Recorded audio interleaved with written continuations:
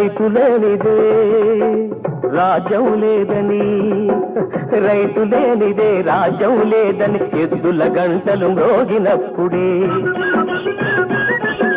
నీలాకాశం నుదిటిన తిలకం నిండుగా దిద్దుకుంటుంది.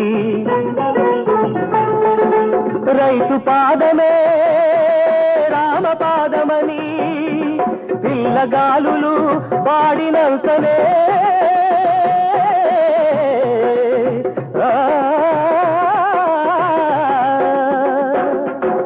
రైతు పాదమే రామపాదమని పిల్లగాలులు పాడినంతనే అణువు అణువు అన్నపూర్ణయి ప్రేమతో పులకరిస్తుంది.